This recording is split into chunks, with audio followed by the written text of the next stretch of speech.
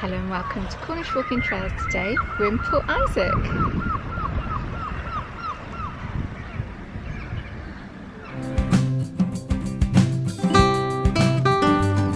Paradise private beach. The roughest place in Cornwall. Yes, Port Isaac was once described as the roughest place in Cornwall. So how did it go from that to a tourist hotspot?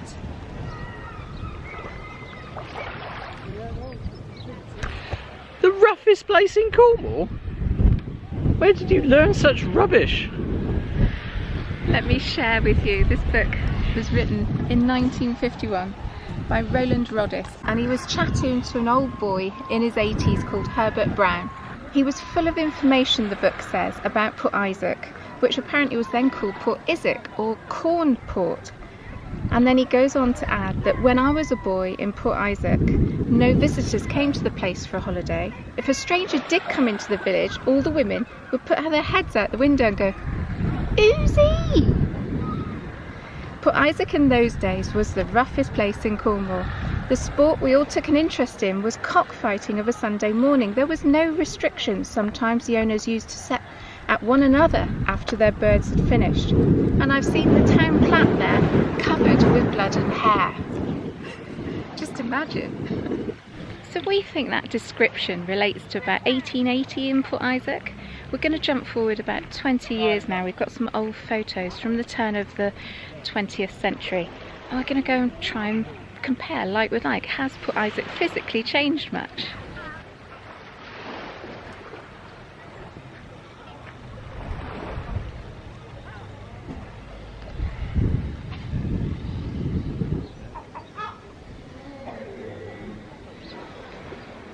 Here we have the Platt today, and you can make out the right hand building is the Moat restaurant.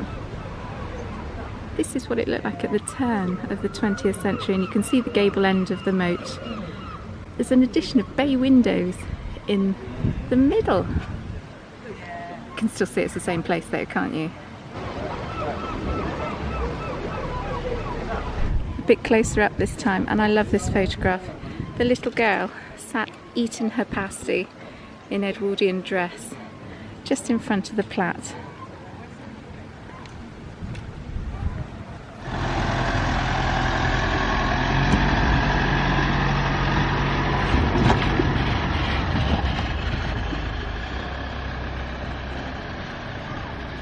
There's a couple of other photos I think we might try and find. This one is next to the fudge shop.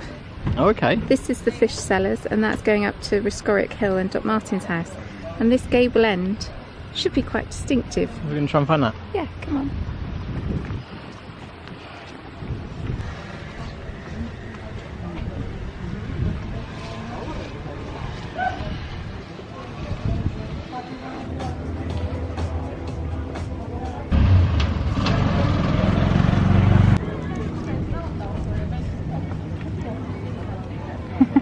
So that's over there. Yeah, shop open flag in front of it. Et voila!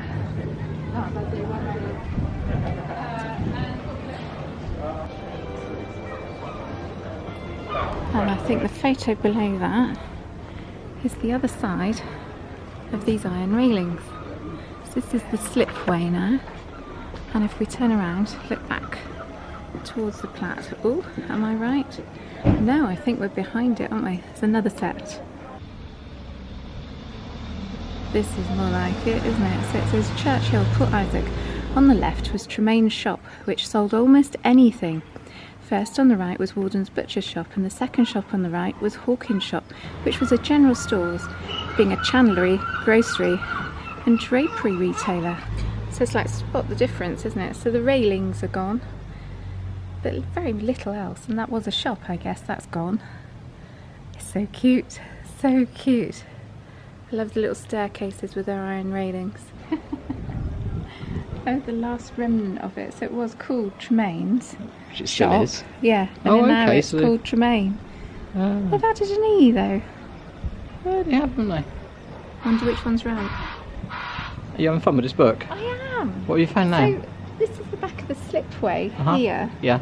And it says the shop on the right was Hawkins' shop, which was a general store, being a chandlery, grocery and drapery retailer. And now you look in there, there's tables and chairs. People having their lunch. Yeah.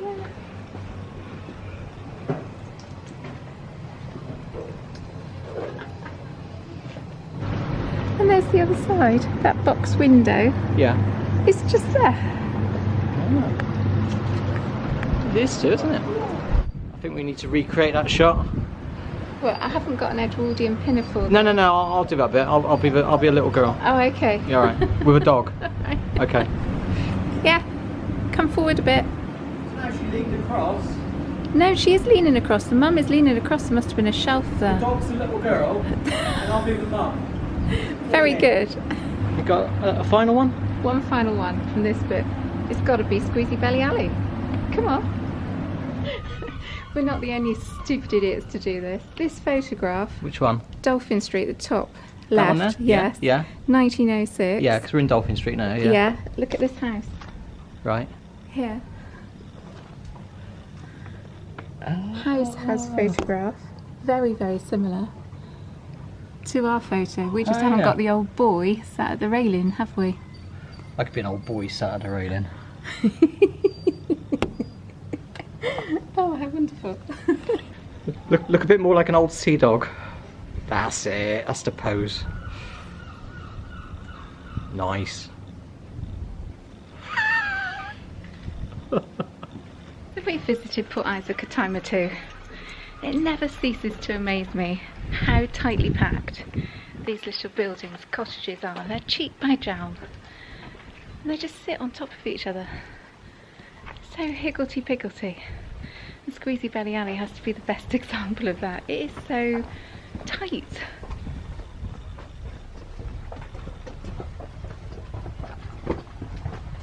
There we go. Oh goodness me.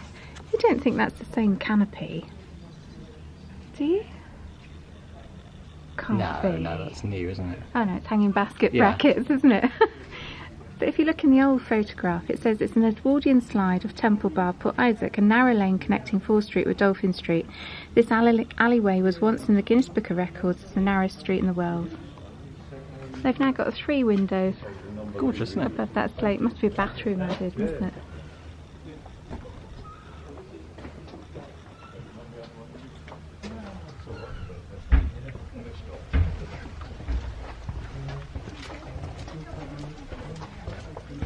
So from this book at the turn of the 20th century, how did it get from being called the roughest place in Cornwall to being a tourist spot? Let's take the story forward to the railway. What are you looking for now? Oh, signs of a railway in Port Isaac. Well, they wouldn't have had a railway here anyway, really, in this bit, would they? No. It's too difficult to get to, isn't it? So try as you might, you won't find any evidence of it in the village. It was actually 3 miles outside. It was called Port Isaac Road Station, and it was on the North Cornwall Railway. And it was actually opened somewhere between 1892 and 1893, and that is what started to bring tourists into Cornwall. And that was kind of a byproduct. The reason that they actually developed the railway was that it was estimated a minimum annual traffic of 25,000 tonnes would be forthcoming from the old Delabole Slate Company, so they were going to quarry slate and move it by rail instead of by boat, which was the former trade of Port Isaac.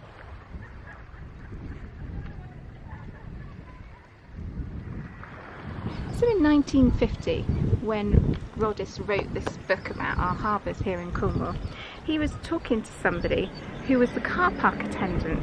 He says the car park attendant was a slim, sprightly old man resplendent in a white seaman's cap and white shoes. His name, he told me, was Thomas Strout. So he said, I've been lived here all my life. I used to be in the coasting trade, shipping Delabole slates from here and Port Gavin, another old harbour a few miles away. Mostly we took the slate to Plymouth, Falmouth or Barnstaple and brought back limestone coal, grain and manure. We did a bit more digging about our friend in here, Thomas Strout, who was 81 at the time of writing this book, and we think we might have found his family grave, and we're going to put that on Patreon and YouTube membership as a little bit of an extra to this video. He then goes on to tell Rodis that when the railway came to Delabole, it killed poor Isaac.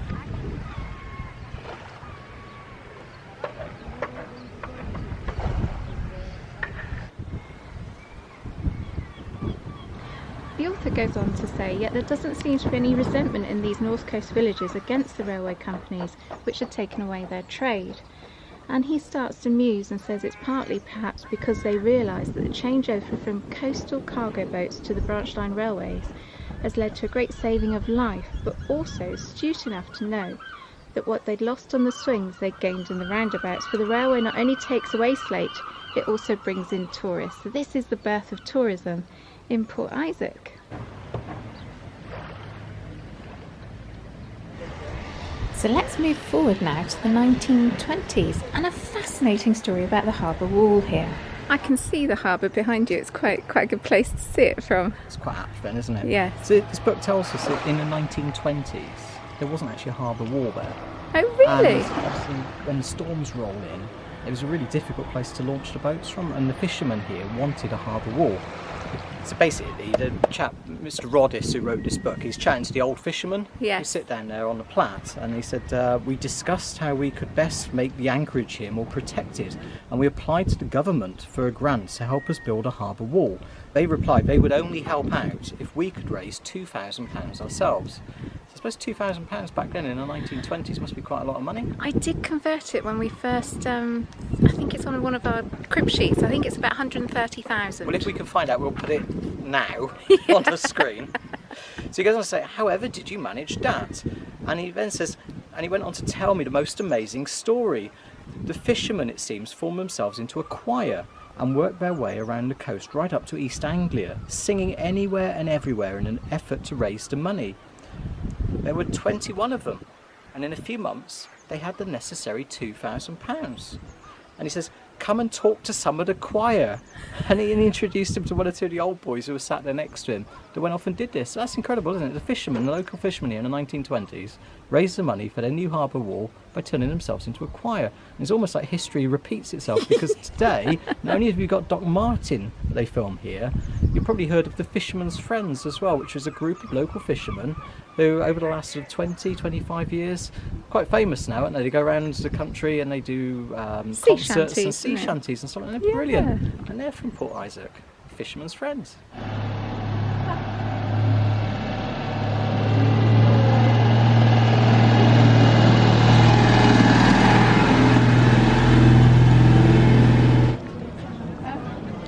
It's got the chemist stuff set up in the window. Oh, is it? Yeah. Oh, yeah. For the filming.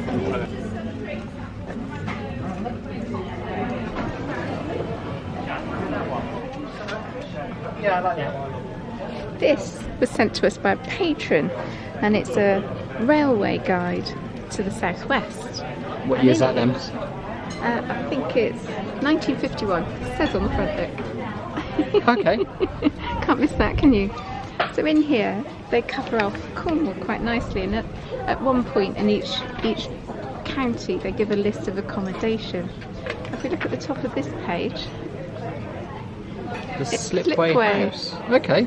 And it's one of 10 adverts for holiday accommodation, guest houses, bed and breakfast, that sort of thing. So by 1951, Port Isaac was well established as a tourist destination. And that's behind you then? Yeah, still going strong.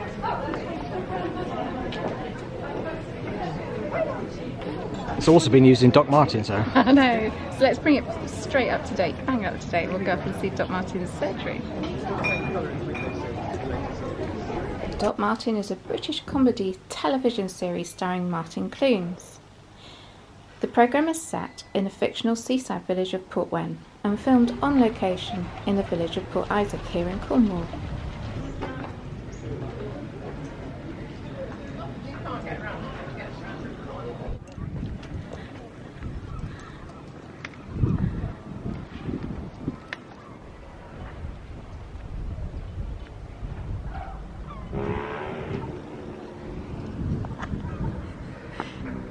So this is the house they used to portray Doc Martin's home and surgery, and interestingly, it's up for sale.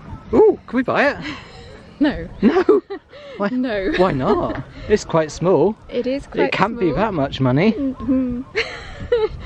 So it says in the Metro, so this is the one that goes on the underground, isn't it? And on the 9th of April it got into the Metro and it said Doc Martin's fictional Cornish home goes on the market for a cool 1.25 million. 1.25 million? Indeed. Wow. Yes. You wouldn't think he'd need the money being a doctor, would you? Very well paid job, isn't it? Gosh, so that could be yours. So the accommodation is 717 square foot, 2 bedrooms, a lounge, a dining room and a kitchen and a bathroom. And that's it. And a car parking space. And all the visitors in the world want to take a photograph outside your house. And ironically, it's just you and me here today. Nobody else is taking any photographs? Come on then. Okay, thumbnail. Yeah.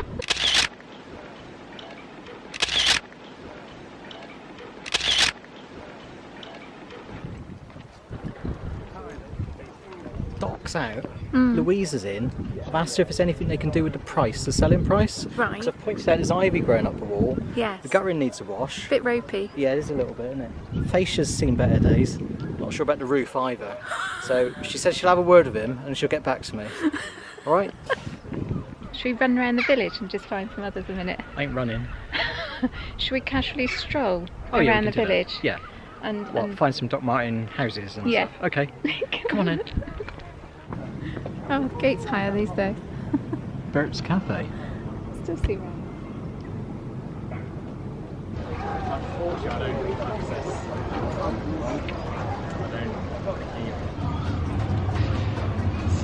Port Isaac wasn't designed with wide cars in mind.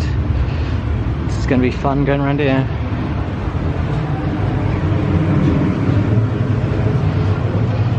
Perfectly done. So a little bit earlier on in our video we were here, Squeezy Belly Alley. So we're talking about Doc Martin at the moment, and there's loads, you know, we're walking around Port Isaac, there's lots of little buildings. You think, oh, they use that in Doc Martin. Well, they use this one here. This is Haven Cottage. It's number 18. It's right by Squeezy Belly Alley. And Doc Martin, he actually lived here for a while. So for a while, him and Louisa, they split up, and he was living here.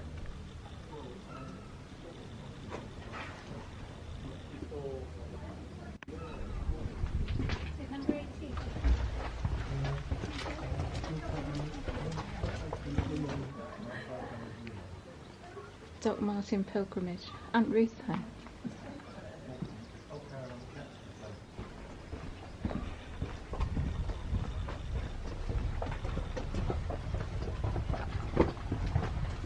They've changed the sign because the filming's going on.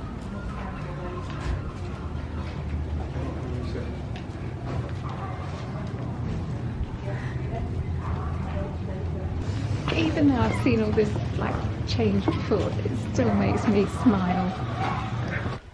On my right, a Chicago house. This is Louisa's house. Well, one of them. She had a few.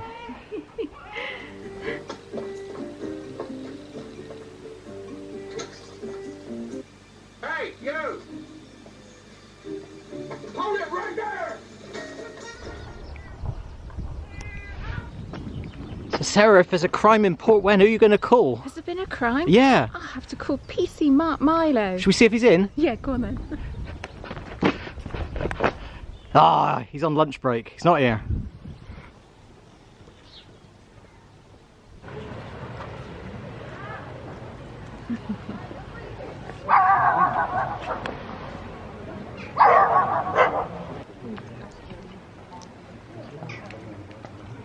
Louisa's school.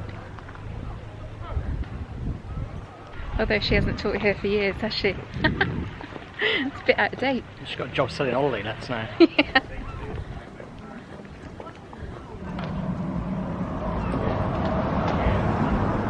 So there's a couple here that have been used in Doc Martin. Number 25 was Louisa's house before she married, and at one point she was renting in the navy blue one.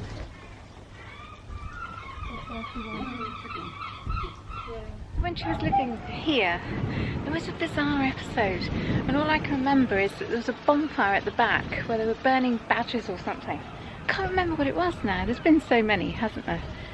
But there's this vague memory in my mind because I thought it was most bizarre. That's a badger.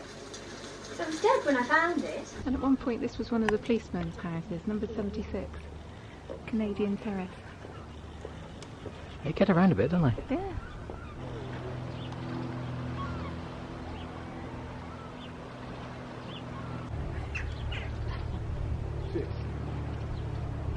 So that concludes our little potted history of Port Isaac.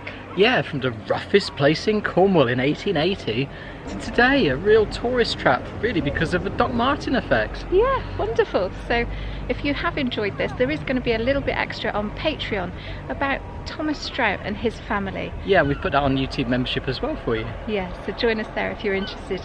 But otherwise, until next time, we'll say bye-bye for now. Bye. Bye.